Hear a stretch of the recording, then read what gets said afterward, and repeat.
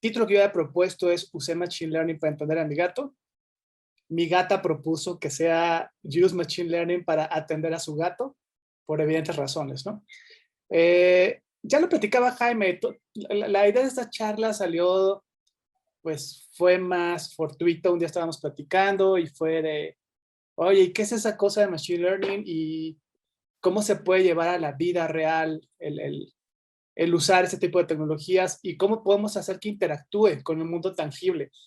Porque muchas veces nos olvidamos de eso, ¿no? Que las tecnologías, independientemente de que vivan en el teléfono, de que vivan en los sistemas de marcado automático de campañas o los sistemas de recomendación de Amazon, Google, Netflix, pues también pueden estar en el día a día conviviendo con nosotros y ayudándonos pues a llevar tareas rutinarias a veces, o por otro lado también tener más control de lo que está pasando en nuestro entorno. La agenda que vamos a tener hoy va a estar más o menos distribuida, unos 10 minutos de introducción, unos 10 minutitos vamos a tomar el calentamiento. De ahí me voy a pasar al tema que considero que es el más complejo en este tipo de trabajo, que es básicamente cómo me hago de datos y cómo puedo prepararlos. Y más pensando en que el caso que quiero que platiquemos hoy es como muy tangible y muy de la vida real, tal vez no tan cotidiano, y posiblemente al principio me digan que es ocioso, pero después vamos viendo cómo ir transformando, cómo lo que vamos discutiendo lo podemos ir aplicando a otros escenarios. Mi nombre es Luis Antonio Galindo, Castro por parte de mi mamá. En redes sociales me pueden encontrar con Funky Monkey, soy el VP de Ingeniería en Bedu. Los retos que tengo profesionales están alineados a cómo crear plataformas inteligentes que hagan delivery de contenidos educativos de acuerdo a los avances o de acuerdo a las necesidades específicas de personas en específico y no masivas.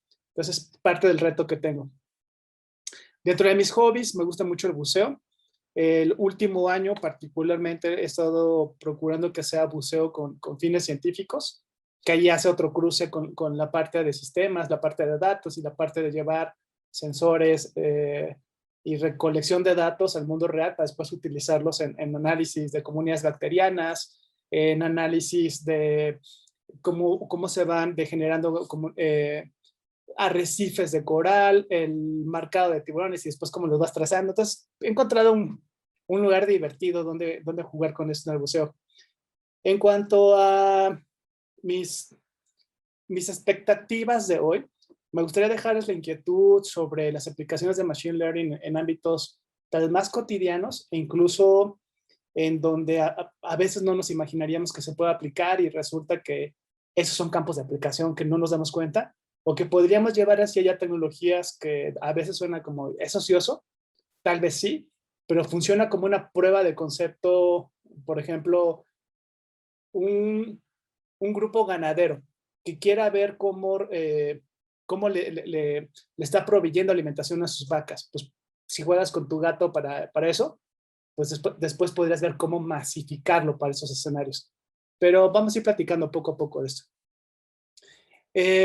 Pues como dice Larry Page, cofundador de Google, uno de nuestros más grandes objetivos es hacer una búsqueda que realmente comprenda exactamente lo que el mundo quiere y que el mundo pueda comprender absolutamente todo. Y como informáticos, ese entendimiento del mundo y cómo le aportamos a la gente que se puede hacer de ese conocimiento, es a lo que se le ha llamado inteligencia artificial.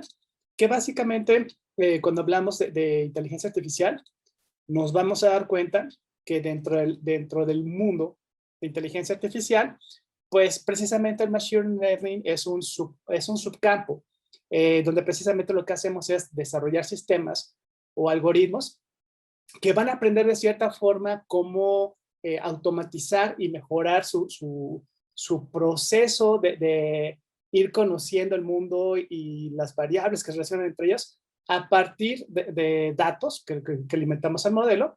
Y una vez que tenemos ese modelo entrenado, pues cómo lo podemos estar haciendo que haga predicciones, clasificaciones o interpretaciones de la vida real, o esa es ni siquiera de la vida real, interpretaciones de modelos que puedan proyectar cómo podría ser un mundo con ciertos cambios en variables relevantes. ¿Qué es lo importante de esto? Que lo que buscamos es que la intervención humana explícita sea al momento de diseñar la mejor estrategia de algoritmia, la intervención del humano sea al momento de validar que los algoritmos que estamos generando sí estén alineados con los resultados, ya sea de precisión, ya sea de velocidad, ya sea de especificidad o lo que estemos buscando, y que se cumplan con los modelos que estemos generando. Pero por otro lado, una vez que salen a producción, los humanos estar vigilando que su nivel de confianza, su rapidez o aquello que nos hizo decantarnos por el modelo no se esté degradando conforme le van llegando datos nuevos. Y en tal caso, si eso ocurriera, el humano regresa otra vez a validar cuál podría ser las modificaciones en el modelo, variación tal vez de hiperparámetros, es decir, vamos a decir así, parametrización del modelo, o podría ser que, digamos que este modelo ya no es válido para la nueva realidad en la que esté desempeñando y tengamos que buscar una nueva algoritmia que se acerque más al contexto actual que estamos viendo. Es importante que lo que vamos a buscar aquí es que todos los programas de cómputo que estemos realizando pues tengan acceso a datos. Y tan buenos sean los datos con los que vamos a estar alimentando los modelos en su fase de entrenamiento, es tan bueno como va a ser finalmente el modelo de Machine Learning que tengamos. Si conseguimos datos pobres o de poca varianza o datos que no reflejen del todo los posibles escenarios a los que se va a enfrentar nuestro modelo, pues nuestro modelo va a tener esas debilidades también, porque al final del día es lo que conoce el modelo. Vamos a hablar ahorita un poquito más adelante de distintas aproximaciones de aprendizaje de máquina, donde conocemos o no conocemos lo que estamos modelando, pero de todas formas, datos siempre va a ser importante tenerlos, y entre mejor calidad tengan esos datos, pues más confiable va a ser lo que nos esté diciendo el modelo. Es interesante también saber que el pensamiento de Machine Learning no es nuevo. La inteligencia artificial tampoco es que sea nueva. De hecho, desde los 50 estamos hablando finales, Segunda Guerra Mundial, pues Alan Turing ya tenía el planteamiento de generar máquinas que de alguna forma podían emular la forma de pensar de los humanos. Y la forma de pensar para problemas muy específicos, muy repetitivos, muy controlados. Entonces, no es una idea nueva. Lo que sí es importante es que la capacidad de cómputo que tenemos ahora y sobre todo los costos, pues es diametralmente distinta, ¿no? Tener poder de cómputo en procesamiento, en memoria RAM, en capacidad de almacenamiento de datos, ahorita cuesta la centésima parte de lo que costaba hace 20 años resolver un problema de aprendizaje de máquina. Entonces estamos diciendo que es brutal en ese sentido, es la capacidad de cómputo que tenemos ahora y lo que podemos comprar versus lo que había hace 20 años, ¿no? Y 20 años tampoco es que sea muchísimo tiempo, en términos de generaciones y en términos de avances científicos. Ok, pero ¿cómo funciona por dentro todo esto del Machine Learning? Pues bueno, vamos a necesitar datos que alimenten el modelo, la realidad que queremos modelar. La realidad que queremos modelar posiblemente sea el predecir cuándo tenemos que reabastecer alimento para nuestro gato. O la realidad que queremos modelar es posiblemente cuando el gato está en un área que no queremos que esté. O la realidad que queremos modelar podría ser, pues incluso, en algoritmos muy sofisticados, determinar el estado de ánimo del animal de acuerdo al maullido que está emitiendo. Hoy no vamos a platicar de ese caso, sin embargo, sí es posible hacerlo. Y de hecho, ya hay unos primeros experimentos de software comercial que te pueden interpretar lo que el gato está maullando o el ruido que está haciendo, traducirlo a un posible estado de ánimo. Y cuando digo posible, pues porque hay muchas interpretaciones, ¿no? Y evidentemente los modelos se van sofisticando, se van corrigiendo y se van haciendo cada vez más confiables. Ahora, cuando hablamos en términos de aprendizaje de máquina, podemos hablar de que vamos a tener un proceso en el cual los programas de cómputo que vamos a desarrollar van a comenzar a aprender de manera automática e independiente a partir de datos con los cuales los entrenamos, luego datos con los cuales validamos que el modelo hace lo que tiene que hacer, y después vamos a estar nada más metiéndolo en un proceso de observación y posible mejora continua.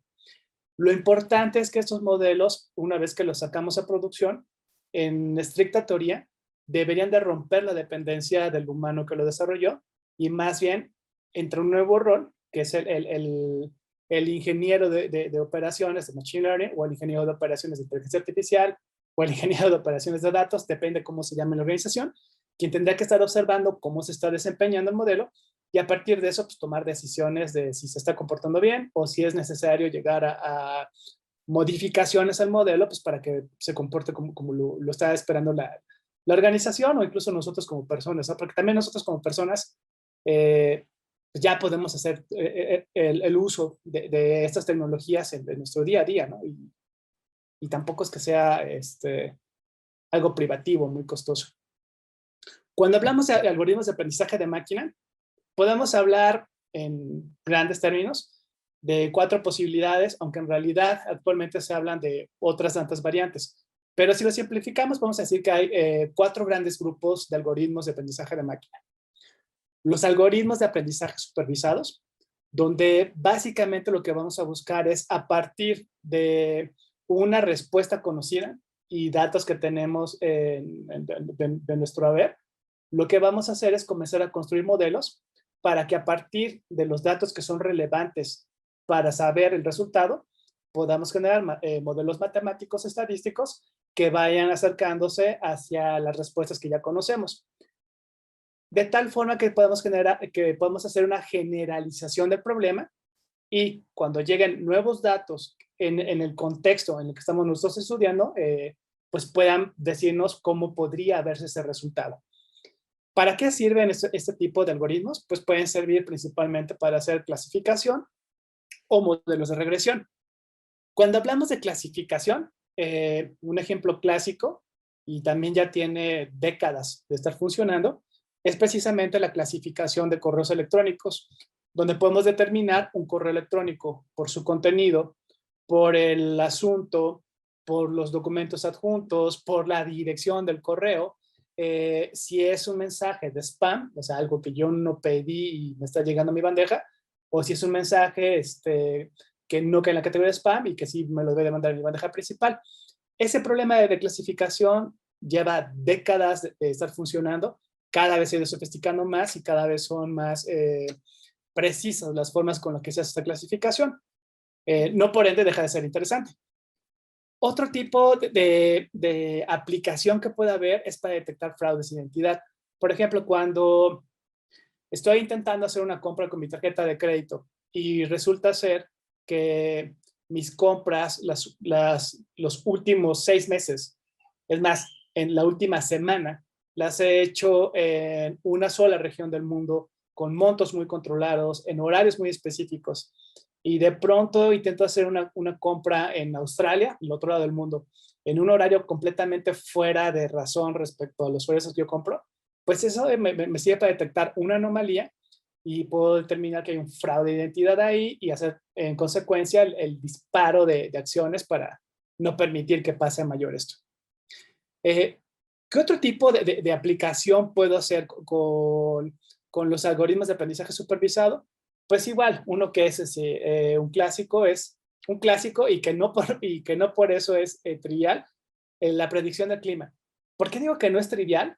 Porque a pesar de todas las estadísticas que hay de cientos de años del clima en Europa, los modelos no fueron capaces de predecir los problemas que hay hoy día en Alemania y las grandes inundaciones, ¿no?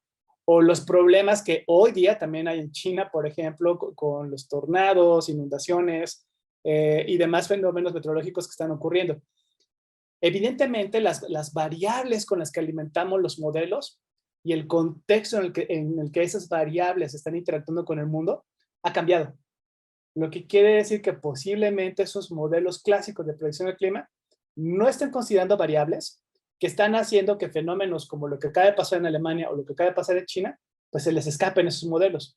Entonces, eventualmente vamos a ver nuevos modelos de predicción de clima que comiencen a contemplar variables que tradicionalmente no utilizaban. Entonces, básicamente, los modelos de aprendizaje supervisado lo que hacen es, a partir de respuestas conocidas y variables que están relacionadas con esas respuestas, cómo puedo generar un modelo matemático estadístico que me pueda predecir qué va a pasar o que me pueda decir si algo es blanco o negro, clasificación. Por otro lado están los modelos que son no supervisados. Los modelos no supervisados sirven para hacer agrupamientos o clustering, y por otro lado me van a ayudar a hacer reducción de las variables involucradas en el estudio de un fenómeno. Como para qué me pueden servir los algoritmos de aprendizaje no supervisado, pues dentro de lo más común que se utilizan es crear perfiles, ya sea de usuarios o de cliente. Y cuando digo crear perfiles me refiero al prototipo de persona que compra camas para gatos super acolchonadas. ¿Quiénes son? ¿Qué características tienen? ¿Qué edad tienen? ¿Qué tipo de trabajo suelen tener? ¿Son hombres, son mujeres, son otro género? ¿En qué regiones del mundo viven? Entonces, todas esas características que tienen en común las personas con un cierto fenómeno que podría, las variables, como se llama, decir, todos estos están relacionados con este fenómeno. Todos estos otros están relacionados con otra parte del fenómeno. Todos estos están relacionados con otro componente del fenómeno. Entonces, me van a ayudar precisamente para eso. Otro tema que me pueden ayudar los sistemas no supervisados es precisamente para crear sistemas de recomendación. Si al final del día, de acuerdo, yo puedo generar programas o algoritmos que detecten las características en común que tienen las personas que les gustan las películas románticas con un actor en particular, a partir de eso yo podría decir, las personas que se parecen a que le gustan las películas románticas con este actor, podrían gustarle otras películas que le gustan a las personas que tienen todas esas características en común. Entonces podemos comenzar ahí a generar pues, sistemas de recomendación. En términos simples, ¿no? En realidad suelen ser mucho más complejos los sistemas de recomendación, pero el fundamento es pues es este. Ahora bien, en una tercera categoría viene lo que se conoce como sistemas de aprendizaje semisupervisado. Vamos a utilizar este tipo de estrategia cuando tenemos pocos datos para entrenar a nuestros modelos. ¿Qué es lo que vamos a hacer? Vamos a arrancar unos modelos donde vamos a comenzar a hacer un entrenamiento ligero a partir del poco conjunto de datos que tengamos, y luego vamos a estar iterando sobre el modelo precisamente para descubrir cuáles son las características que estamos dejando de lado, comenzar a conseguir más datos de esas características, retroalimentar los modelos, tal vez hasta reconstruirlos, y comenzar todo el tiempo a estarlo iterando hasta que logramos tener un modelo con la suficiente nivel de confianza o el suficiente nivel de velocidad de respuesta y que ya se pueda quedar en producción. La cuarta categoría, que es el aprendizaje reforzado, está bien interesante porque aquí lo que estamos buscando es precisamente hacer algoritmos que puedan comenzar a transferir aprendizajes. ¿A qué me refiero con transferir aprendizajes? Posiblemente tenemos ya un algoritmo que sabe jugar muy bien ajedrez y ya logró vencer al campeón del mundo. ¿Qué otros juegos se parecen al ajedrez en los cuales podríamos transferir lo que ya aprendimos de estrategias, de respuesta a movimientos, de velocidad con la que el otro jugador hace una jugada, el tiempo entre jugada y jugada? A partir de ese conocimiento, ¿qué otros fenómenos se le parecen? Pues tal vez el juego de Go, que también tiene su complejidad. Transferimos ese conocimiento, comenzamos a hacer una base algorítmica que tiene ese preentrenamiento, por permitir decirlo así, y conforme estamos haciendo el juego, le vamos poniendo recompensas a cada vez que se logra tener un éxito en una jugada. Entonces, lo que vamos a hacer es que los modelos comiencen a aprender qué movimientos le están causando una recompensa, le están trayendo un éxito, y qué movimientos le están causando un fracaso. Entonces, cuando el conjunto de algoritmos, porque suelen ser varios, comienzan a entender cuáles son las reglas que le están trayendo recompensa y cuáles son las reglas que le están trayendo un castigo, pues comienza a poner más atención en las que le están trayendo recompensa, a robustecer ese aprendizaje que ya tiene, y comienza a iterar sobre estas reglas de tal forma que cada vez vaya ganando más especialidad y cada vez se vaya volviendo más ágil en el entendimiento del entorno en el que se está desarrollando.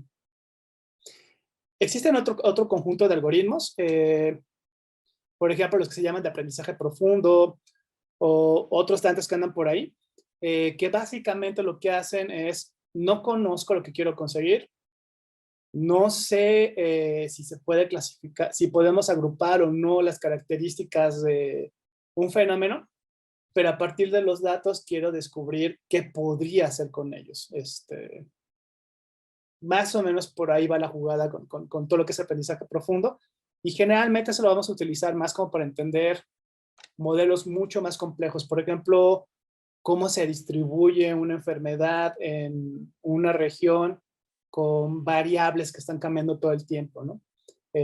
Clima, movimiento de poblaciones de un punto a otro, que de por sí cada uno de esos tiene sus propias complejidades.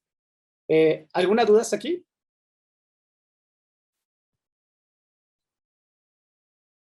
Ok.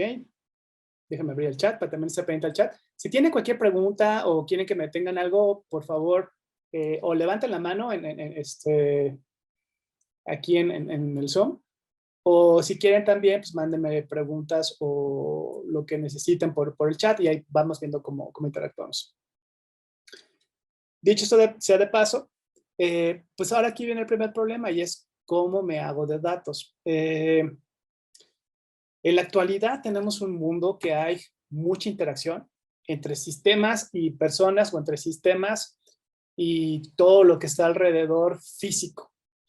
Esto quiere decir que hay muchas posibilidades en un contexto de aplicación del juego que pusimos aquí, que es entender a mi gato o atender a mi gato, donde puedo tener muchas posibilidades de dispositivos o muchas posibilidades de sensores con los cuales puedo comenzar a obtener información, bueno, datos, todavía no es información, datos a partir de los cuales puedo entrenar modelos y comenzar a interactuar de una forma interesante con el entorno de mi menino.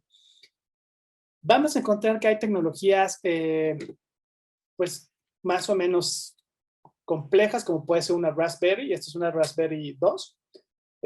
Digo más o menos complejas porque al final del día esto ya es una computadora con sus respectivos puertos, con su procesador, con su manejo de RAM, con su propia administración de almacenamiento de disco, que un SSD pues no deja de ser otra cosa más que un disco.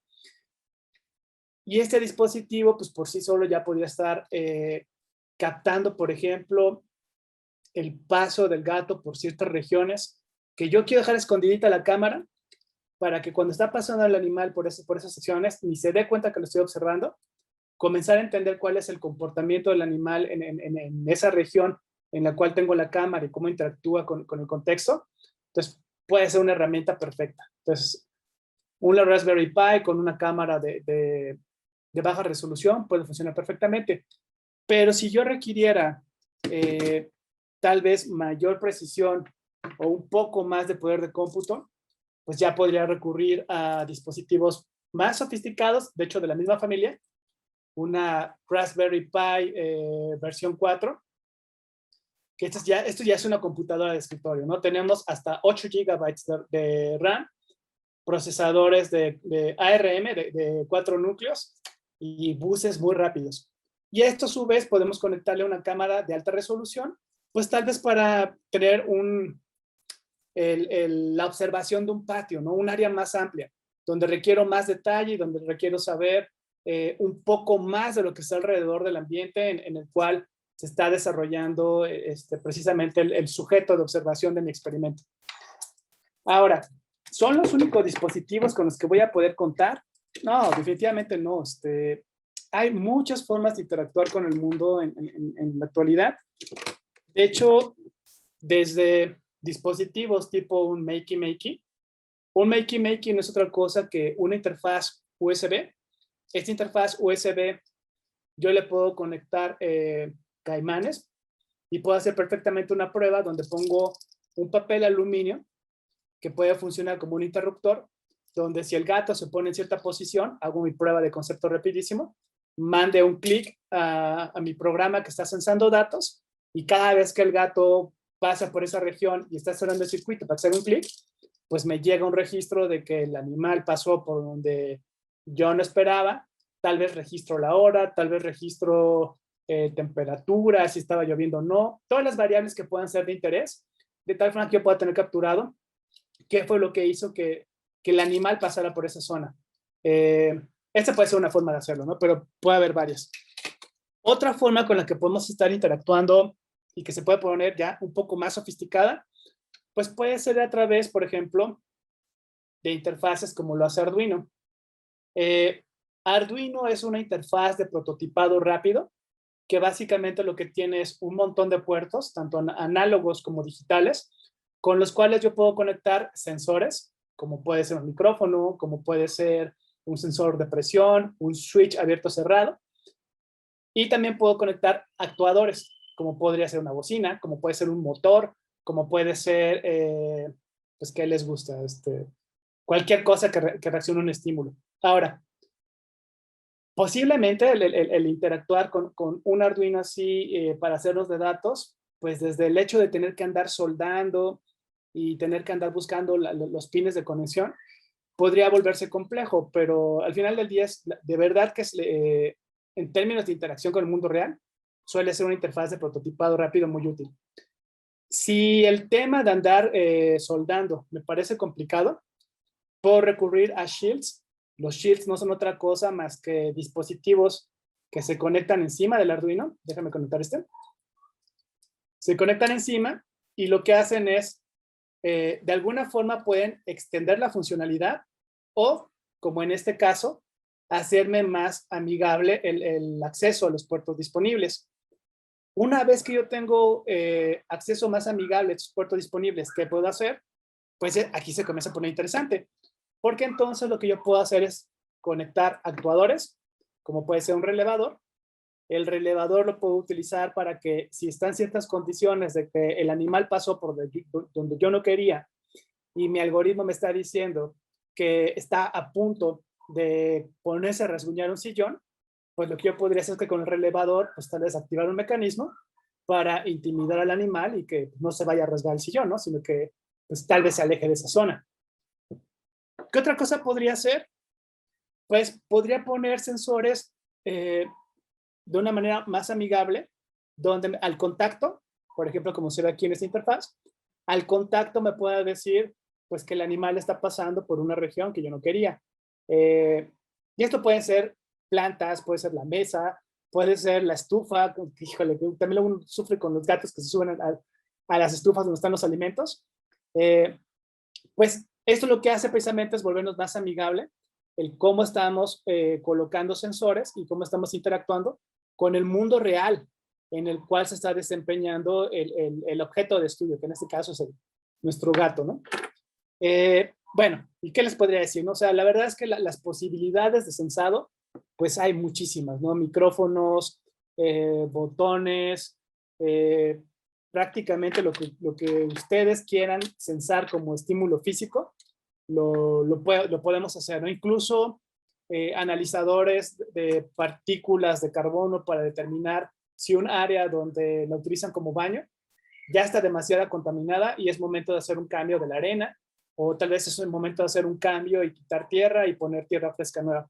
Se puede poner muy interesante. Ahora, una vez que terminamos la etapa de prototipado, ya llevarlo hacia producción, pues podemos comenzar a buscar opciones con las cuales pasamos de dispositivos relativamente grandes, como puede ser el Arduino Uno, a dispositivos más pequeños que incluso ya pueden tener integrados tarjetas Wi-Fi o tarjetas Bluetooth para generar una red de dispositivos que estén, por un lado, sensando cómo se comportan los fenómenos que estoy analizando y después estoy recabando datos, pero también pueden dar respuestas ante los estímulos que estoy recibiendo del medio, mis algoritmos que me estén prediciendo si el animal va a hacer un daño o no, o si el animal está a punto, por ejemplo, de caer enfermo y tengo que hacer algo para que no se enferme. Entonces, la verdad es que cada vez hacer el paso a dispositivos más y más pequeños, pues se va volviendo más fácil porque la verdad, opciones en el mercado ya hay muchas, no quiero decir demasiadas, pero sí hay muchas, y casi que podemos preguntarnos en qué tan escondido necesito que esté el dispositivo, qué tan importante es el baja demanda de energía, y con base en esas decisiones, pues yo ya puedo decidir pues qué tipo de electrónica voy a utilizar para estar recibiendo datos, para alimentar modelos, pues eso puede ser una de las fases, o recibiendo datos para que tengamos una respuesta de un modelo y actuar en consecuencia para que pues, haya una acción en respuesta a esto. Siguiendo con el tema del hardware, y no menos importante, muchas de las preguntas que me suelen hacer es, oye, necesito hardware muy poderoso para hacer el entrenamiento de algoritmos de aprendizaje de máquina. Pues más bien las respuestas dependen, ¿no? ¿Qué tan complejo lo que quieres estudiar? ¿Qué tan alto es el volumen de datos que necesitas para entrenar tu modelo? O incluso qué tan alto es el volumen de datos que requieres para pasárselos a la entrada de un modelo ya entrenado, que haga su magia y luego te determine qué está pasando. Una solución cuando no se tiene suficiente poder de cómputo puede ser recurrir a hardware que se conoce como aceleradores. Los aceleradores lo que hacen es precisamente permitir tener mayor poder de cómputo para que problemas, principalmente de entrenamiento, los podamos hacer de una forma más rápida. Este, por ejemplo, es un acelerador, este es de Intel, se llama Movidius, y básicamente lo que hace es que tiene por dentro GPUs, procesadores de video, que son perfectos para cálculo matricial y vectorial, con los cuales podemos acelerar pues, toda la etapa de entrenamiento de modelos y hacer que sea un poco más rápido el entrenamiento para que podamos estarlo sacando a producción pues, tan rápido como lo estamos entrenados. Este ya es un poco viejo. No es la única opción. De hecho, Google sacó su propia versión, se llaman Coral. Son un poco más baratos, pero son más eficientes porque en lugar de estar basados en GPUs, tienen TPUs.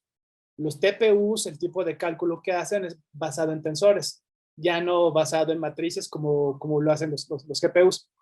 Posiblemente les está hablando un poco en chino en esto de los GPUs, TPUs, y poder de cómputo y posibilidades, pero es bien importante e interesante porque eso nos puede hablar de, ya en términos más humanos, cómo podemos hacernos de datos sin que haya demasiada sofisticación, porque en realidad estos dispositivos no son nada caros. Estamos hablando de que una tarjetita de estas pues nos puede costar 80 pesos al menudeo. Y si mi problema de adquisición de datos es muy grande, pues podría conseguir tarjetas de estas por un precio pues, de risa, ¿no? Entonces ya podría tener una malla de dispositivos que estén captando los datos para entrenar modelos muy sofisticados y hacer cosas interesantes, muy complejas, que estén interactuando con el mundo real. Y en términos de poder de cómputo para la parte de procesamiento y entrenamiento, pues también es importante porque deberemos de tener la claridad de que en realidad esto ha estado evolucionando mucho y ya no es tan necesario el tener gran poder de cómputo físicamente, o sea, en mi computadora que tengo enfrente, para entrenar modelos, correrlos o estarlos evaluando de manera continua. Servicios como los que tiene Google, servicios como los que tiene Amazon, los que tiene Azure, o proveedores muy específicos para problemas de Machine Learning e inteligencia artificial, pues la verdad es que también ya no son tan caros. La parte más costosa de este tipo de implementaciones suele ser los tiempos de entrenamiento, ¿no? Y el poder de cómputo necesario para hacer ese entrenamiento. Entre más sofisticado sea el modelo que estoy haciendo, o entre más datos requiera el modelo, más datos y más variedad de datos requiere mi modelo para ser entrenado, pues evidentemente va a ser proporcional el poder de cómputo que puedo requerir. Entonces, es importante saberlo, pero también es bueno saber que hay muchas opciones para salir adelante. Ahora, si estamos hablando de interactuar con el mundo real, y estábamos hablando del famoso Arduino esto y cómo nos hacemos de datos, pues la ventaja que tenemos también en estos tiempos es que no es que tengamos que ser así unos genios de cómputo para hacer todo este tipo de dispositivos y que estén interactuando con el mundo. Hay muchas herramientas, ahorita les platicaba de Arduino, hay más herramientas por ahí. En el caso de que yo decidiera que mi sistema de Machine Learning, en la etapa de censado y recolección de datos, lo voy a conectar a un Arduino para comenzar a recolectar y después hacer el proceso de limpieza, de decantación, de qué datos me sirven, cuáles no, pues eso puede ser una etapa y puede ser una buena decisión de interacción con el mundo real. Lo que tendría que aprender en caso de que no lo sepa ya, pues tal vez un poquito del lenguaje de programación C. El sistema de cómputo que se utiliza para entrenar, no para entrenar, para programar las tarjetas estas de Arduino, o la tarjeta esta chiquita que les enseñaba, básicamente es un sistema de ventanas bastante sencillo, donde lo que tenemos que hacer es aprender un poco de la sintaxis que se utiliza en C, y a partir de esa sintaxis mandarle instrucciones a mi tarjeta de cómo va a responder cuando algo cierre un sensor o haga que un sensor reciba una señal, y luego cómo va a responder ante ese estímulo. Por ejemplo, si yo me voy aquí, en este caso lo que tengo aquí es un Arduino que está recibiendo estímulos a partir de sensores de humedad en el sustrato, y que está recibiendo estímulos de temperatura, de sensores de temperatura, sensores de partículas de carbono en el ambiente, entre otras cosas, ¿no? La forma de hacer la programación es básicamente C, como les comentaba. Una de las grandes ventajas que tiene utilizar este tipo de dispositivos, déjenme les enseño, es que ya hay como mucho código de ejemplo hecho. Entonces, si yo quisiera saber cómo interactuar con un dispositivo que se llama Scan-EC2, que básicamente es un escáner de cosas que van pasando por una conexión de este tipo, pues ya hay un código base que yo puedo utilizar. Ahora, si necesito ejemplos, pues están desde ejemplos muy básicos, desde lecturas análogas, seriales, hasta ejemplos tal vez más sofisticados de cosas que vienen por una interfaz de red, cómo las puedo captar y cómo puedo interactuar con la interfaz de red. Y qué les puedo decir, ¿no? Muchos temas relacionados. Ahora, ¿cómo me van a devolver datos este tipo de dispositivos? Pues principalmente, evidentemente, van a depender mucho de cómo lo programe yo. En este caso, déjenme les enseño. La forma en la que esta etapa de sensado está funcionando es que yo le digo que ante la respuesta de los sensores del doble de temperatura, un sensor de humedad ambiental, un sensor de humedad de sustrato, un sensor de partículas de carbono en el ambiente, pues me lo devuelva en una línea de texto con cierto formato y que lo devuelva después de cada lectura. ¿Cómo se puede ver esto? Pues lo podemos ver así, ¿no? Donde tengo la hora en la que ocurrió la lectura y todos los datos que me está devolviendo.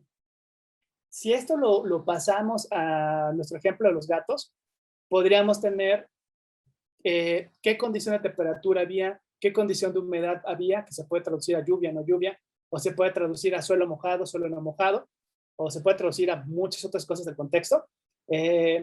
Y podemos inferir, si se cierra un circuito, el momento en el que el animal estuvo pasando por ahí.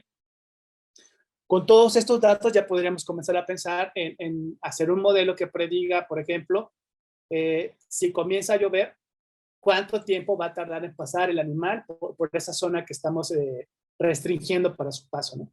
Entonces, es una forma de interactuar con el mundo real, comenzar a tener datos para entrenar nuestros modelos. Ahora, ¿es la única forma de obtener datos? Pues no, o sea, la verdad es que hay muchas formas de obtener datos del mundo físico. Una de las maneras en las cuales yo puedo traerme datos puede ser también a través de sistemas de videovigilancia. Ahorita les comentaba del caso de la Raspberry Pi con una camarita de bajo pixelaje recibiendo estímulos de video. Una forma en la que podría estar actuando este mecanismo de sensado puede ser que todo el tiempo esté abierto y que todo el tiempo esté grabando video, haya o no un estímulo que me interese a mí. O la otra forma puede ser que yo monte un sistema en esta mini computadora que lo que haga es que solo cuando haya un estímulo deseado, es decir, cuando algo se esté moviendo, pues comienzas a grabar la secuencia de video.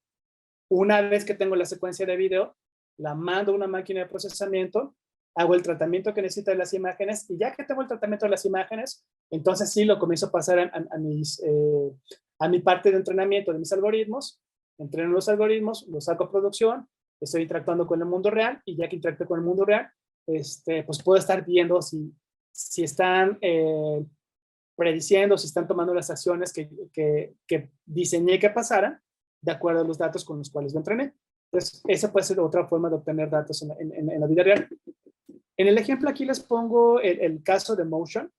Motion es una herramienta open source, lo que quiere decir que no tengo que gastar en licencias, de muy bajos requerimientos de software, de hardware, perdón. Puede correr una máquina de estas, que es un procesador ARM de un núcleo, como los celulares de hace 10 años, si no me equivoco, 5 años por lo menos. Pues es muy bajo poder de cómputo y 2 gigabytes de RAM. Entonces, un sistema que esté precisamente tomando hasta 4 cámaras, que el grabado en disco duro se active solo cuando hay movimientos, o sea, cambios en las imágenes, pues la verdad es que puede ser bastante económico de implementar. Tal vez no fácil, va a tener su propio aprendizaje, pero pues sí puede ser bastante económico de implementar. Entonces, ya vimos ahorita cómo podemos interactuar con el mundo y el problema que me interesa. Ya vimos cómo podemos comenzar a hacernos de datos en distintos formatos, con distintas opciones. La importancia de tener datos de calidad para entrenar esos modelos. Vamos a ver unos casos de aplicación. Para comenzar a ver, ok, pues ya platicamos sobre el hecho de tener datos, ¿no? Pero ¿qué puedo hacer con esos datos? Si vamos de lo básico hacia lo avanzado, podemos ver que el hola mundo del aprendizaje de máquina es precisamente el reconocimiento de gatos, gatos contra perros. Y es bien interesante porque de los primeros problemas que comenzaron a estudiarse de manera no científica o de manera no académica, tuvieron que ver precisamente con estudiantes o personas de la comunidad no científica que les pareció divertido, creo que es la palabra, el tener un stock grande de fotos y comenzar a determinar si era un gato o era un perro. De hecho, hace como 10 años hubo un boom así muy grande en Google, donde subías una foto y te decía si era gato o perro, ¿no? Y te decía el score de ese gato o perro reconocido. ¿Cómo podemos hacerlo? Vamos a echar un vistazo a un poco de código. Vamos a ver. Este código está hecho con Python. Déjenme hago la letra más grande. Python es una herramienta estupenda para lo que es la limpieza, la extracción de datos, la limpieza y manipulación de datos y toda la parte de generación de modelos de aprendizaje de máquina, desde modelos muy simples de regresión lineal simple, hasta modelos de redes neuronales profundas o redes convolucionales o redes de neuronales muy complejas. Una de las ventajas que tiene Python es que es un lenguaje de propósito general. ¿Qué quiere decir que es un lenguaje de propósito general? Podemos hacer programas que van a ser muy específicos como modelos de redes neuronales profundas para entender la importancia de comunidades bacterianas en la digestión de vacas, que literalmente eso existe. O podemos tener modelos que nos digan sí o no, si la moneda cayó cara o cruz. Pero también con Python podemos hacer sistemas web con los cuales podemos estar publicando todos nuestros descubrimientos, o podemos hacer sistemas que se comunican directamente con hardware de este estilo. Entonces, una ventaja de aprender Python es que vamos a tener como nuestra navaja suiza de programación. Otra de las ventajas que tiene aprender Python, Google ha desarrollado librerías. Las librerías son conjuntos de código muy enfocadas hacia todo lo que es inteligencia artificial de aprendizaje de máquina. Este conjunto de librerías que se conoce como TensorFlow tiene la implementación de los modelos, los principales modelos más sofisticados con los cuales se ha estado discutiendo en la actualidad todo lo que es aprendizaje de máquina. No quiero dejarlo como si fuera un bicho aparte, pero a veces así lo mencionamos, y toda la parte de redes neurales, ¿no? Tanto redes neuronales, perceptón simple, hasta profundas, aprendizaje reforzado y pues, temas un poco más complejos. Entonces, TensorFlow es una gran herramienta desarrollada por Google, bueno, principalmente por Google, que es quienes que les dan el patrocinio, y pues con una comunidad muy grande, ¿no? Pero también hay otras librerías que están desarrolladas en este caso por Facebook. Facebook tiene su contraparte de TensorFlow que se llama PyTorch, que lo que han hecho es decir, si Google saca la implementación de redes convolucionales múltiples y hace su implementación del algoritmo y lo saca igual en Python, pues de pronto la gente de Facebook dicen, esta es nuestra implementación de este tipo de red neuronal en nuestra librería que se llama PyTorch. Lo que ha hecho esta competencia es que cada vez los programadores, ya sea al lado Google o ya sea al lado Facebook, pues vean cuál funciona con mayor precisión, cuál funciona más rápido, cuál requiere menos poder de cómputo. Entonces ha sido una competencia muy interesante. Ahora, TensorFlow o PyTorch tienen una curva de aprendizaje pues más o menos empinada. Encima de TensorFlow o encima de PyTorch se pueden poner librerías que hacen un poco más amigable la forma de programar. En este caso podemos hablar de Keras. Keras es un framework el cual ayuda a que tengamos que toda la parte de hiperparámetros, toda la parte de configuración fina de los modelos, la parte de evaluación de los modelos, la hace más amigable versus lo que tendríamos que hacer con la biblioteca pura y dura de TensorFlow o la biblioteca pura y dura de PyTorch. Un código tradicional que podemos ver de un problema de clasificación de imágenes para ver si es un gato o es un perro, se ve de esta forma. Esta es una forma de resolverlo, que también es importante. Generalmente existen formas como canónicas, digamos la forma más aceptada de resolver problemas de aprendizaje de máquina, pero no quiere decir que sea la única forma de resolver los problemas. De hecho, hay competencias en las cuales lo que hacen es lanzar un problema y decir, resuelve de una forma no canónica. Y de pronto encuentran soluciones de regresiones lineales para hacer fenómenos de clasificación de verduras, que uno dice, órale, ¿cómo fue que lograron hacer esto? Hay más de una forma de hacerlo. Claro está que el trabajo se vuelve muchísimo más complejo y a veces es un trabajo más de, casi que de ocio, ¿no? Para demostrar que se puede, no quiere decir que sea eficiente. Entonces, un código hecho en Python con TensorFlow para revisar un problema de clasificación de imágenes perro-gato, luce de esta forma, donde evidentemente necesitamos definir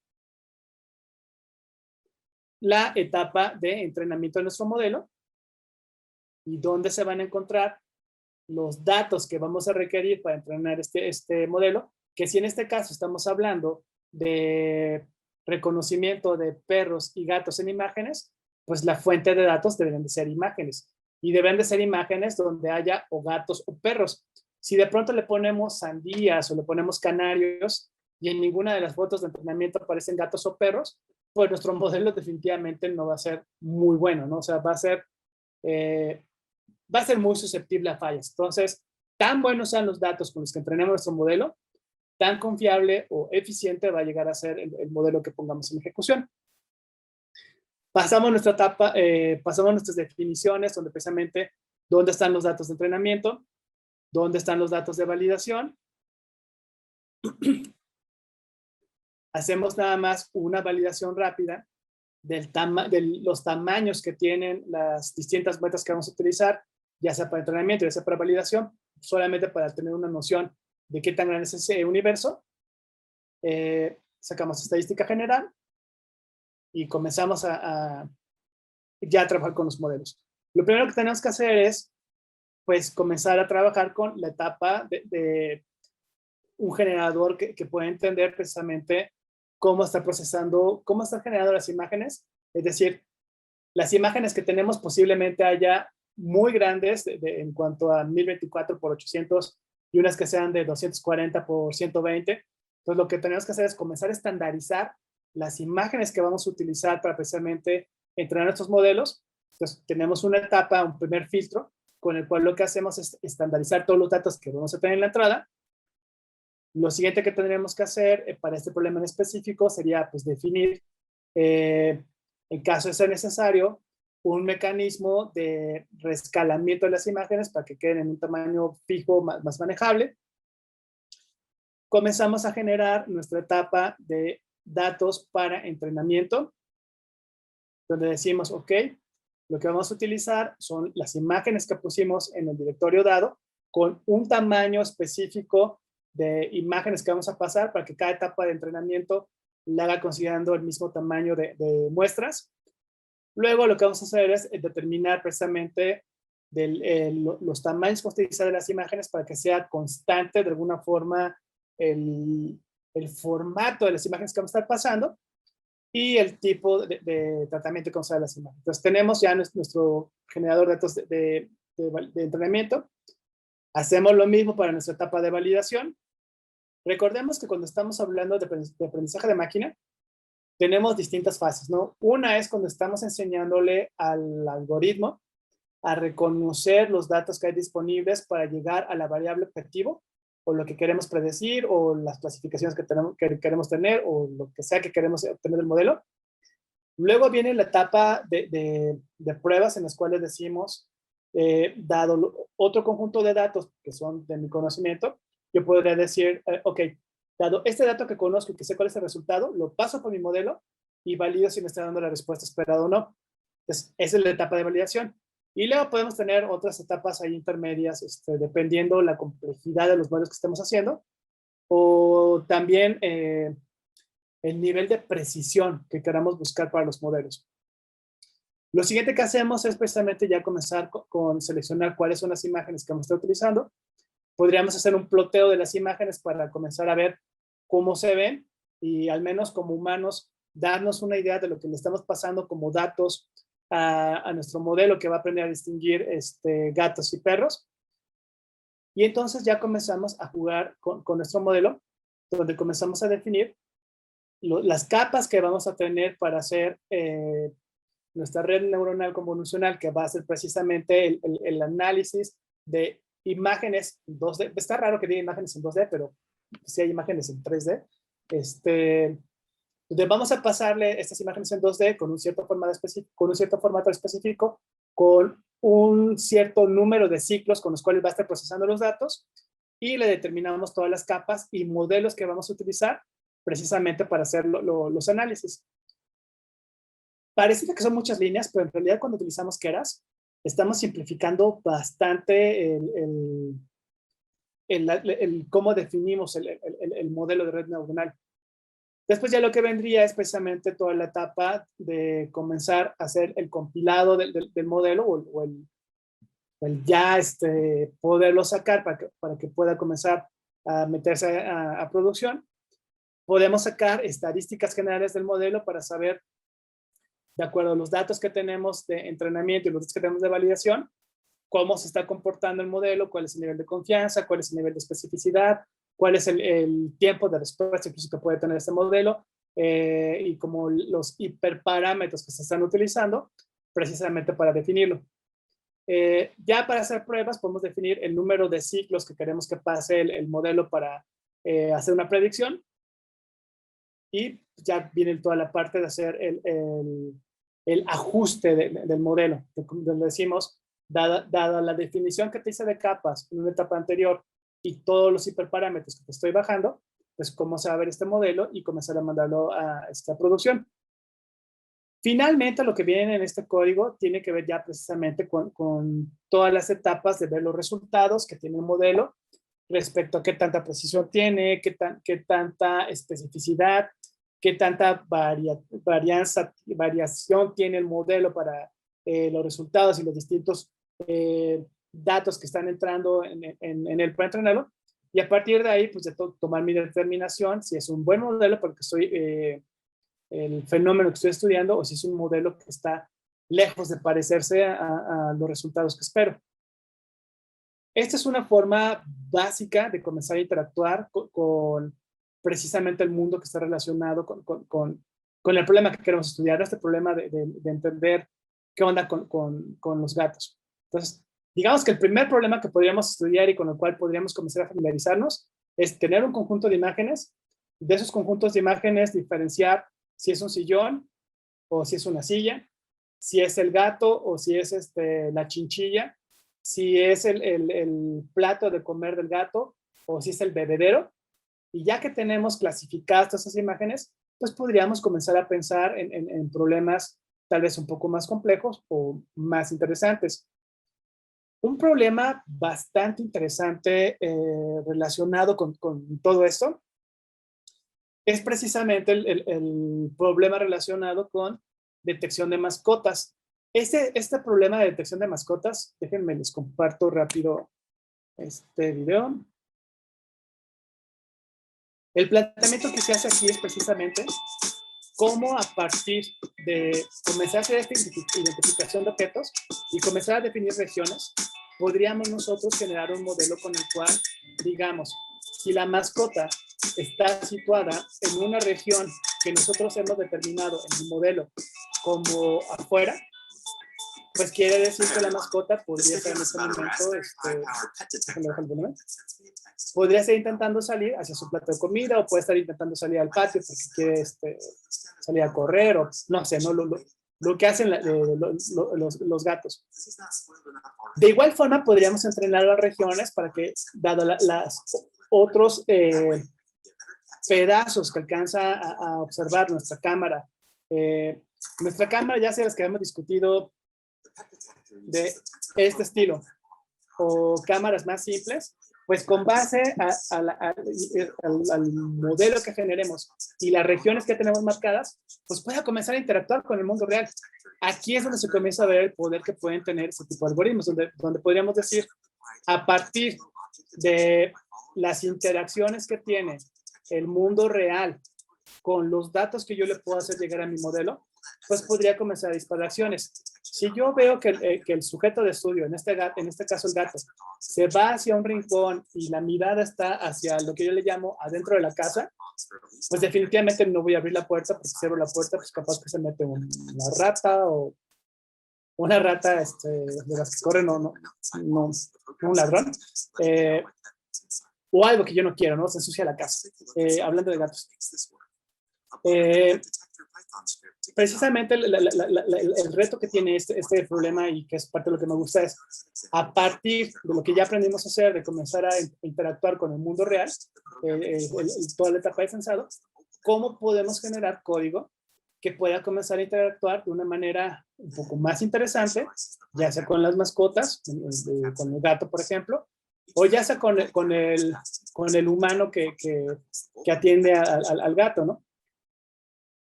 El caso de este ejemplo que les estoy aquí compartiendo, lo interesante es que, otra vez, estamos utilizando Python para hacer toda la parte de programación. Estamos utilizando, en este caso, también TensorFlow para hacer toda la identificación de objetos y la definición de regiones o los boxes que menciono aquí. Y una vez que tenemos la claridad de los objetos que me interesan y las regiones con las cuales pueden estar interactuando estos objetos, disparamos acciones. Y la acción específica que se dispara en este ejemplo es el mandar mensajes al celular del dueño de la mascota, pues para decirle que la mascota quiere salir o que quiere entrar a la casa. Si se dan cuenta aquí, déjenme pongo tantito pausa.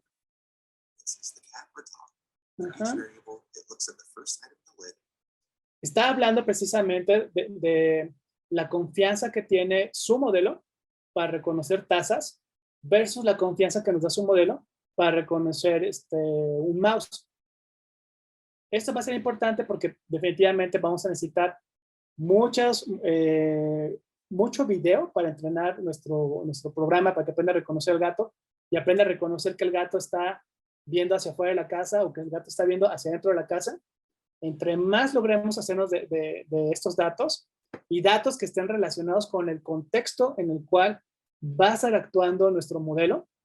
¿Qué pasa si yo hago un modelo muy específico a la vista a un patio en primavera, donde todo está soleado, el pasto es verde, está bien recortadito, y de pronto ese mismo modelo tiene que desempeñarse en invierno en una región donde cae nieve? Pues lo primero que va a pasar es que cuando caiga la primera nevada, pues ya no va a reconocer el pasto y se va a volver loco el modelo porque no va a saber cómo interpretar eso que está afuera. va a haber menos luz y probablemente va a decir que es de noche, cuando en realidad pues no es de noche, es de día. Podría pasar que los objetos que tienen como referencia, que como pueden ser árboles, al verlos ya sin follaje, pues los deje de reconocer e interprete de una forma distinta la realidad y el contexto en el cual se está pues moviendo nuestro gato, el cual queremos estar atendiendo. Es importante también que se tengan todas esas consideraciones, porque si no se tienen esas consideraciones, lo que va a pasar una vez que saquemos a producción el modelo, pues probablemente se va a desempeñar perfectamente bajo el contexto en el cual lo desarrollamos, pero apenas haya un cambio en el medio en el cual se está desenvolviendo, pues va a comenzar a volverse loco el modelo y va a comenzar a mandar señales erráticas de su interpretación de la realidad. Déjenme, les pongo un poquito más adelante esto. Lo interesante aquí, independientemente del código, está precisamente en todos los cálculos que se hacen para saber cómo interpretar a partir de los cuadros de video. Los cuadros de video, como tomamos las posiciones, es que la esquina superior izquierda es el 0, y a partir de ahí la X corre en sentido horizontal hacia la derecha, y la Y corre en sentido vertical hacia abajo. Entonces, podemos comenzar a determinar un sistema de coordenadas donde digamos, dado que yo ya conozco el tamaño de cada cuadro de video, puedo decir que cuando cae el objeto que reconozco, gato, en alguna de las posiciones, alguno de los boxes que me interesan, yo podría decir que está en la posición que me puede dar un disparador para que de manera automática se abra la puerta, ya sea para que entre o para que salga el animal, o que se active un disparador para que me mande una alerta de que pues, el animal quiere salir o el animal quiere entrar, o algo que sea de mi interés. Ahora, una vez que aprendemos nosotros a determinar cómo están estas regiones, podríamos comenzar también a definir cuáles son los objetos los cuales nos interesa que esté interactuando nuestro código. Por ejemplo, podríamos decir, los perros siempre van afuera, el gato puede entrar y salir. Eso puede ser una regla. Entonces podemos decir que si el perrito está viendo hacia adentro, pues mandamos un mensaje de que el perrito quiere cariño, pero no abrimos la puerta. ¿Por qué? Pues porque tal vez son las reglas de la casa, o tal vez son las reglas con las cuales yo estoy modelando un control de una granja en la cual ciertos animales pueden entrar o ciertos animales siempre tienen que mantenerse fuera de los corrales, ¿no? Entonces, es interesante cómo podemos comenzar a mandar estos conocimientos que podrían parecer ociosos, de entender cómo un gato entra y sale de una casa, hacia contextos que pueden ser ya un poco más industriales.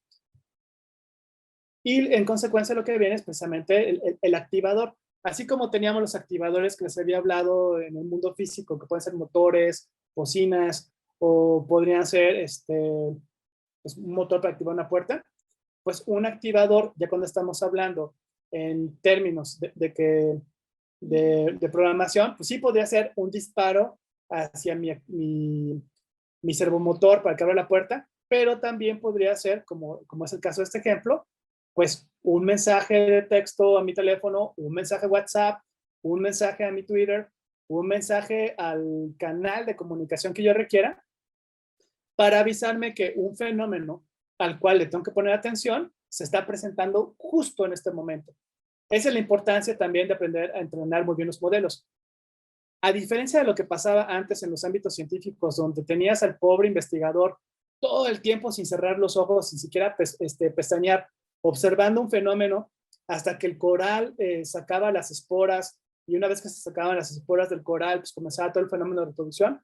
Ahora podemos tener sistemas que estén observando un objeto de estudio que nos interesa, y cuando comienza a ver esos indicios del fenómeno que nos interesa, dé un disparo al investigador, y el investigador, pues en el caso del coral, pues tal vez se sumerja y comience a averiguar qué esté pasando, ¿no? En el caso del gato, pues sencillamente le abro la puerta y lo dejo entrar, lo dejo salir, depende de lo que requiera. ¿Cómo se ve un código que sirve para esto? Déjenme, vamos a ver ahora un poco de código. En la presentación les estoy dejando todas las referencias, tanto a los videos que hemos platicado como al código, para que lo puedan tener y si quieren repasar ya en su casa, echarle un vistazo. Este código, igual como ya les comentaba, está hecho con Python. Está hecho utilizando TensorFlow y además utiliza una capa de Twilio. Twilio es una herramienta que funciona para enviar precisamente mensajerías como un proxy de mensajería. Funciona para múltiples canales. Entonces, yo lo que hago aquí es precisamente comenzar a definir pues, cuáles son las credenciales que voy a utilizar para identificarme con Twilio, mi sistema de mensajería. Defino cuáles son. Algo importante. Este sistema está pensado para Raspberry. ¿Puede correr solo en Raspberry? No, pero lo que sí habrá que considerar, esta cinta que ven aquí es la forma en la que la Raspberry se comunica con la cámara. Si yo quisiera mandar este código a un sistema que la cámara no va por esta forma, sino que va por un puerto USB, sí tendría que hacerle modificaciones al código para especificarle que la comunicación no va a ser por un bus directo a la cámara, sino que va a ser por USB o cualquier otro método que yo tenga disponible para hacer la comunicación con la cámara. ¿Ok? Otra vez comenzamos a definir el tamaño de los cuadros, así como hace rato definíamos los tamaños de las imágenes para tratar de que fueran todas uniformes y meterlas a un contexto en el que de manera uniforme podíamos interpretarlas. Lo que vamos a hacer aquí cuando estamos trabajando con video es decirle de qué tamaño son los cuadros, de tal forma que sabiendo de qué tamaño es cada cuadro de video, pues comenzamos a toda la parte de procesamiento y comenzamos a la interpretación de dónde está el origen y cómo podrían verse los distintos objetos a través del plano.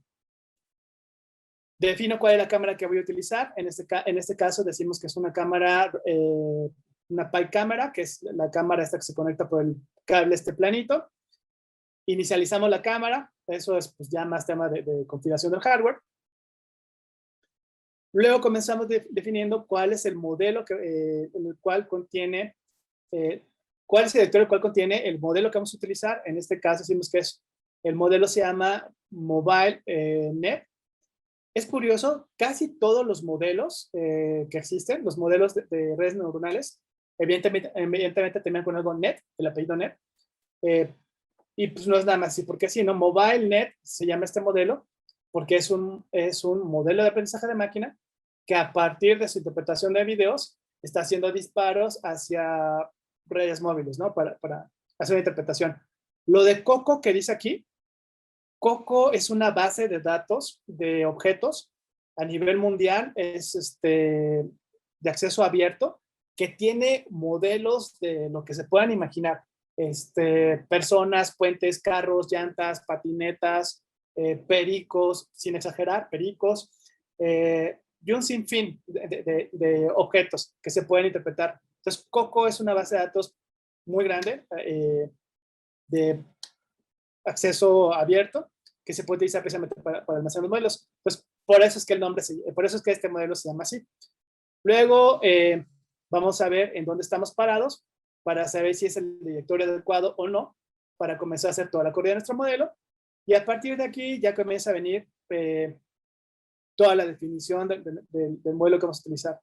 Donde comenzamos definiendo las etiquetas que vamos a utilizar, el número de categorías que vamos a utilizar para decir los objetos múltiples que tenemos, los índices para las categorías que vamos a estar utilizando y el etiquetado de los objetos que se van a estar moviendo a través de los planos. El mecanismo que vamos a utilizar para hacer la identificación de los grafos que se van a estar interpretando. Y luego a partir de aquí hacemos una inicialización del modelo.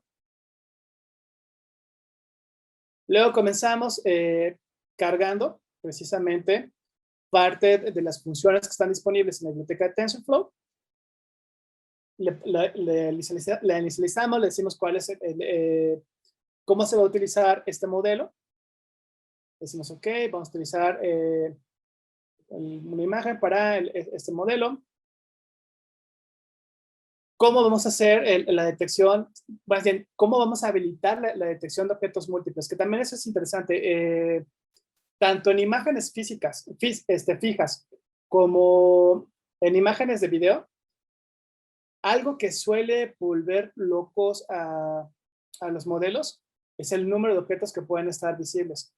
Si queremos reconocer personas, por ejemplo, en una cámara de seguridad que se activa cuando ve a personas armadas, si hay múltiples personas moviéndose en el plano y el modelo no sabe que tiene que ser activado para detección múltiple, de pronto se vuelve loco y no sabe a quién está siguiendo.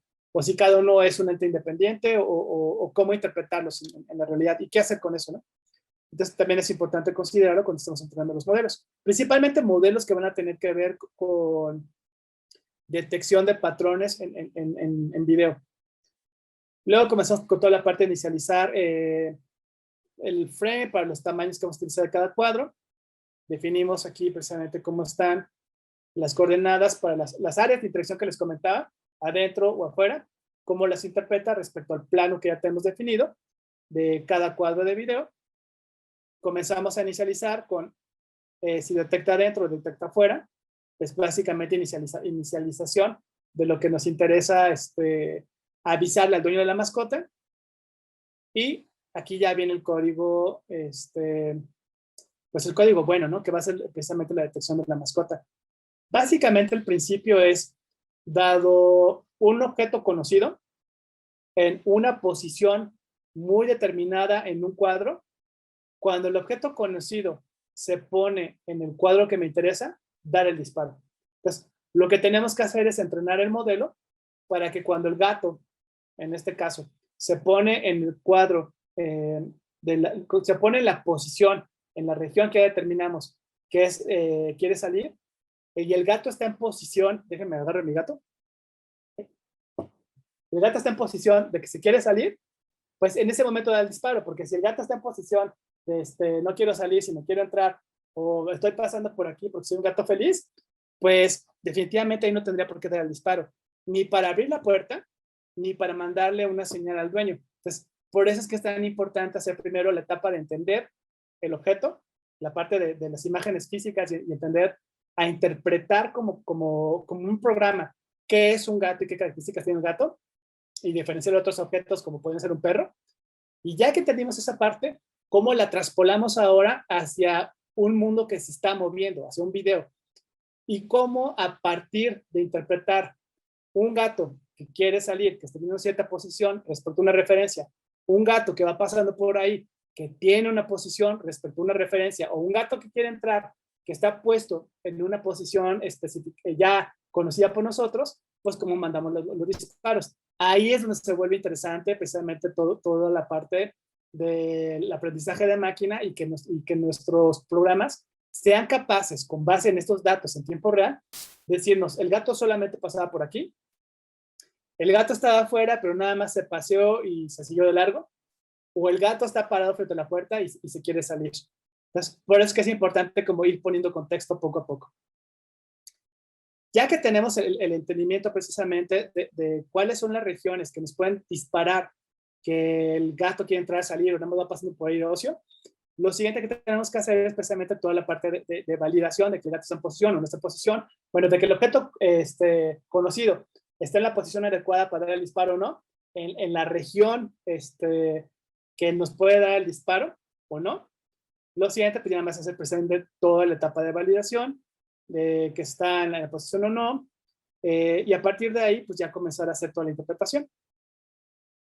Hay una parte en la que se hace la inicialización de la cámara. La Raspberry, si fuera el caso que ustedes eligieran, tienen parámetros distintos dependiendo del tipo de cámara. Evidentemente, una cámara de este estilo, que es más de alta definición, de un tamaño de cuadro muy grande, tiene una configuración muy distinta a una cámara de este estilo, que es de súper, bueno, no así súper baja resolución, pero sí es de baja resolución y el tamaño del cuadro es como la cuarta parte del tamaño del cuadro del otro. Entonces, es importante también por eso definir el tipo de cámara que vamos a utilizar y pues, cómo la inicializamos para que de manera correcta se pueda interpretar la realidad, la cual nos está comenzando a sensar la cámara. Ya que tenemos determinado el tipo de cámara, si se dan cuenta la parte de inicialización de la cámara, también tiene su chiste, o sea, es bastante grande el tramo de código que tenemos que hacer. ¿Por qué? Porque cada cámara, dependiendo de la profundidad de foco que tiene, va a necesitar más o menos parámetros para definir qué tan oscuras pueden estar llegando cada una de las tomas. Si los cuadros van a estar deformados porque la cámara tiene un lente, creo que ninguno de estos lo tiene, que pueda deformar la toma, los angulares, ¿no? Ya es un gran angular, un ojo de pescado o cualquiera de esos lentes. Entonces, toda esa parte de inicialización de mi cámara también es importante porque a veces la podemos sacar y decir, no, es que para mi aplicación de mi modelo de aprendizaje de máquina, en mi contexto de un gato que entra, un gato que sale, no es importante. Pues claro que es importante porque cada cámara va a interpretar la realidad de una manera distinta y cada cámara va a necesitar que le pasemos parámetros específicos para que esa realidad que está interpretando haga que lleguen datos limpios al modelo que ya entrenamos. Si el modelo es un modelo genérico, vas a ver cómo lidiar con los datos que le pasan a distintas cámaras. Si el modelo es muy específico para un modelo específico de cámara y de pronto se la cambiamos por una de baja resolución o una de super alta resolución, pues el modelo se va a volver loco y pues va a comenzar a mentirnos sobre la realidad sobre la realidad que podríamos interpretar a partir de los datos que nos está pasando. Entonces, este es otro ejemplo de código de cómo podemos hacer un caso de uso en el cual a partir de lo que está sensando una cámara, podamos tener un sistema basado en aprendizaje de máquina que nos mande disparos de que una mascota quiere entrar o salir de una región. Si este ejemplo lo mandamos a un caso más industrializado, pues podría ser un control de accesos, por ejemplo, en una, ¿cómo se llama? En una fábrica, iba a decir factory, en una fábrica donde podemos saber precisamente cómo están pasando piezas de un lado a otro y si las piezas, por ejemplo, de una ensambladora de autos, están pasando de manera adecuada de una línea de ensamble a la siguiente línea de ensamble, o si la pieza está pasando de manera equivocada, y antes de intentar ponerle más componentes, más bien frenar toda la producción y poner esa cosa donde debe de ir. Aquí donde se vuelve interesante porque precisamente es, mira, ese bicho de Machine Learning que suena tan fantasioso, pues resulta que así se aplica. Y resulta que a partir de estas interpretaciones de la realidad con distintos mecanismos de sensor, pues pueden tener el disparo de distintas acciones. Otro ejemplo que me gustaría que viéramos, este ejemplo está basado en el comportamiento de gatos. Déjenme se los enseño rápido. El comportamiento de gatos o el comportamiento de personas o el comportamiento de animales de granja, pues sí podemos comenzar a estudiarlo y comenzar a interpretar cómo a partir de lo que hace el sujeto de estudio, en este caso pues, un gato, pues podríamos determinar si está haciendo algo bueno o malo para lo que estamos nosotros detectando y para lo que queremos actuar en consecuencia. El caso de este ejemplo está bastante interesante. Lo que se está haciendo es generar un modelo de aprendizaje de máquina para detectar si el gato está intentando introducir presas a la casa o si el gato sencillamente salió de la casa a hacer del baño fuera y está regresando ya nada más para tomar su siesta, ¿no? Lo que está muy interesante, además de cómo lo resolvieron, es por otro lado que en este ejemplo están interactuando con el mundo físico. O sea, además de que se está teniendo el sensado con las cámaras y que las cámaras están viendo si el gato trae un objeto en su hocico, y si trae un objeto en su hocico, eso lo detectamos como una presa. Y si trae una presa, aquí ven la otra parte, la puertita por donde entra el gato, por medio de un Arduino, un dispositivo como este, se queda bloqueada. Entonces el gato ya no puede entrar a la casa hasta que no vaya a dejar su presa por otro lado y ya regresa el gato sin presa. Lo que está también interesante de este ejemplo es que dentro de los componentes de tecnología que utilizaron, además de utilizar parte del código en Python, utilizan una herramienta de Amazon que se llama SageMaker. SageMaker lo que tiene muy padre es que ya tiene modelos preentrenados a los cuales tú le puedes pasar, por ejemplo, de reconocimiento, de análisis del lenguaje natural. Donde tú les puedes decir, hazme un análisis de sentimiento de estos textos. Y te hace el análisis, te dice, bueno, para discusiones en Twitter con estas dinámicas, te va a decir si están felices o a disgusto o lo que sea con tu producto. Pero también tiene componentes con los cuales tú puedes hacer análisis de videos, puedes hacer análisis de fotografías. Este caso, por ejemplo, lo que hizo el geek, el amante del gato, pues fue precisamente entrenar un modelo para que con base en distintos videos que tenía disponibles de su gato, del gato saliendo sin presa, el gato regresando sin presa, el gato saliendo sin presa, el gato regresando con presa, comenzó a entrenar modelos para que en primer lugar supieran cuándo entra y cuándo sale el gato. Y en segundo lugar, cuándo quiere regresar sin una presa y cuándo está regresando con una presa. Y en tercer lugar, en consecuencia, bloquear la puerta para que el gato no pueda entrar cuando trae pues, su ratón ahí colgando en el hocico. La forma de resolverlo está muy interesante. El código está más complejo. Si quieren, ya lo puedo compartir después por los canales que tenemos disponibles para que le den un vistazo. De todas formas, en la presentación está la referencia para que le echen un vistazo y pues, si tienen mayor curiosidad, pues pueden ver cómo está desarrollado la solución. Otro caso que me parece muy interesante, y esto está desarrollado por el equipo de Google. Hay una mujer que me gusta muchísimo cómo explica los temas de Machine Learning. Se llama Dale Markovich. Ella lo que hace es explicar muy bien temas de aprendizaje de máquina aplicados a cosas que a veces son, pues podrían decirse banales, ¿no? Pero, por ejemplo, tiene un video muy interesante, qué triste lo del gato, tiene un video muy interesante de él, donde explica cómo podemos hacer combinación de prendas para simular moda que aparece en redes sociales a partir de lo que yo tengo en mi guardarropa. Entre otras cosas. La verdad es que tiene cosas muy interesantes esa mujer en su canal. En este ejemplo, lo que hace Dale es explicar precisamente de lo que hemos estado platicando todo el día de hoy. Ok, ya aprendí a reconocer objetos. El objeto se puede llamar gallo, el objeto se puede llamar gato, el objeto se puede llamar perro, ratón, pollito, como ustedes le quieran llamar. Pero el chiste es que yo ya sé que ese objeto, no objetivizando al animal para maltrato, sino más bien en términos de interpretación de realidad, ese objeto llamado gato o ese objeto llamado perro, cómo interactúa con un objeto inerte llamado sillón, o un objeto inerte llamado alfombra, o un objeto inerte, lo que sea. Pues comienza por ahí. Ya que se explica el tema de cómo hacer esa interpretación de la realidad y cómo están interactuando los objetos, lo siguiente que hace es comenzar a seguir al objeto de interés, en este caso el perro o el gato, alrededor de un circuito conocido. Está muy interesante cómo se resuelve el problema. Algo que también me llama la atención particularmente de la solución que propone Dale, también lo hace con TensorFlow, pero a diferencia de los otros problemas que habíamos visto que utilizaban TensorFlow sobre Python, aquí lo que hace es utilizar TensorFlow con la versión de JavaScript.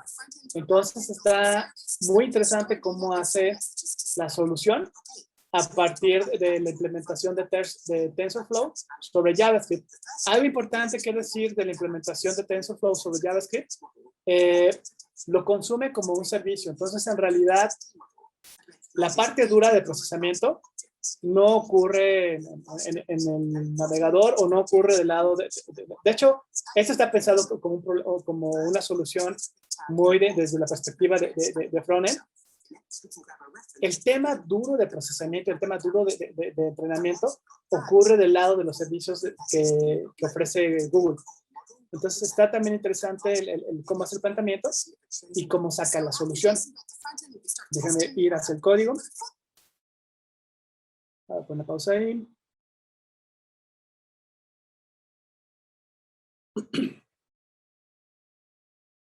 Pues aquí lo que hace Dale es precisamente, pues, nos pone el código disponible. Vamos a ver un vistazo.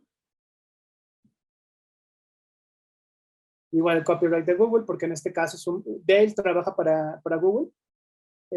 Y dentro de lo que ella hace es precisamente exponer cómo se pueden utilizar las herramientas que tiene disponible Google pues, para problemas tal vez del día a día o problemas curiosos como puede ser este del traqueo de mascotas. Si lo pensamos en un ámbito industrial, el traqueo de mascotas se podría convertir, y de hecho eso yo lo vi una vez, el traqueo de personal dentro de instalaciones de alta seguridad. Por ejemplo, en reclusorios, el hacerle seguimiento a la persona de seguridad, cómo se va moviendo por distintos pasillos, dónde se detiene, cuánto tiempo se detiene y luego cuáles son los flujos que va siguiendo, como para detectar anomalidades o posibles pues, problemas de mala seguridad. Otro lugar donde lo vi aplicado, eso fue en un registro donde se hacen las actas de nacimiento y todo esto, ¿cómo se llama? Un registro civil, donde precisamente tenían todos los libros en los que se hacen las actas de nacimiento, tienen un identificador único. Entonces, lo que hacen con el sistema es darle seguimiento de cómo se van moviendo para evitar que haya pues un fraude, ¿no? De que alguien se invente que nació en otra fecha o que alguien se cambie la identidad desde el registro haciendo algún mal uso de lo que está disponible. Bueno, es un caso de aplicación.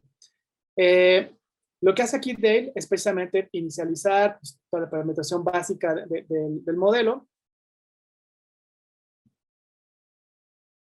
Regreso. Petcam. Y ya la parte dura, la especifica por acá. Donde aquí precisamente ya tenemos pues va a utilizar Firebase como la parte de autentificación y almacenaje de datos.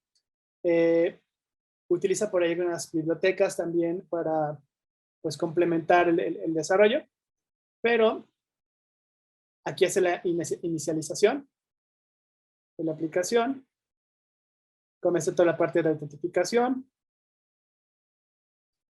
la parte básica de los estilos. Acuérdense que este es un proyecto en el prompt. Y luego por acá ya viene precisamente todo el tramo en el que está haciendo el despliegue de cómo se ve la aplicación en el dispositivo.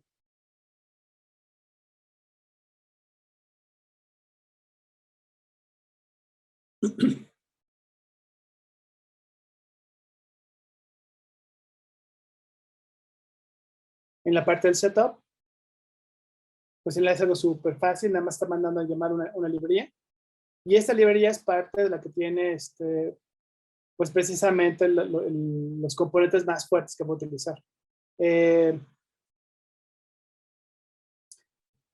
Como pueden darse cuenta, en la parte de aplicación de aprendizaje de máquina relacionado con las mascotas, es un mundo muy amplio, que aunque pareciera, no sé, ser ocioso, nos puede abrir la visión hacia cómo ocurren cosas muy complejas en la industria. Desde sensado, disminución de circuitos para toda la obtención de datos y procesamiento para entrenar los sistemas. Luego eso pasarlo a aceleradores para entrenar más rápido los algoritmos que estoy generando. Luego eso ponerlo a interactuar con el mundo real, posiblemente con Raspberries sencillas o Raspberries de última generación. Ya que tenemos estos sistemas que están obteniendo los datos, pues cómo se los pasan a los modelos que ya tenemos entrenados y a partir de ahí, pues cómo viene toda la magia de estar interactuando todo el tiempo. Los modelos entrenados con los datos nuevos que se están desempeñando en un contexto pues bastante determinado y sobre todo pues tener el entendido de que a medida que tengamos mayor calidad en los datos, sean imágenes, sean datos que vienen directamente de sensores como los chiquitos que les presentaba hace rato, va a depender mucho de la calidad de mis datos y de cómo los esté preparando para mis modelos, para que los modelos me puedan responder de la forma más confiable posible. ¿Cómo puedo hacer la implementación de estos modelos de aprendizaje de máquina?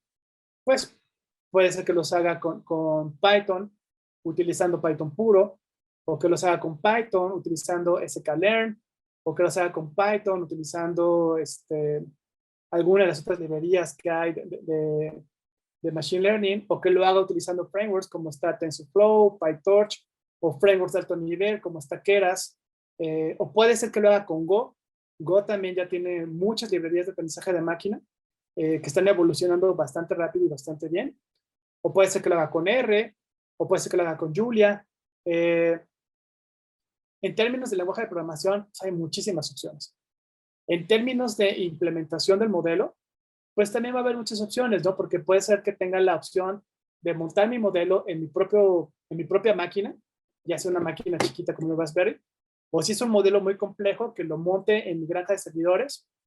Si no tengo infraestructura para hacerlo, lo puedo hacer el deploy en servicios de Google, GPC, o lo puedo hacer el deploy en servicios de Microsoft, en Azure, ya sea en las máquinas virtuales que tiene Azure disponible, o dentro de las instancias especializadas para aprendizaje de máquina e inteligencia artificial, o puedo hacer mi instanciamiento en los servicios que tiene AWS. En realidad, opciones hay un montón. Lo interesante es precisamente ver cómo pasamos del mundo real hacia un tramo que está en un sistema, el sistema hace su magia y luego regresa al mundo real. Entonces, eso es lo divertido de este tipo de proyectos, donde tenemos que ver que la mascota esté feliz porque ya tiene su comida, o porque ya pudo entrar, o porque ya pudo salir, y luego comenzar a volar las ideas para ver cómo llevamos esto a las industrias en las que trabajamos.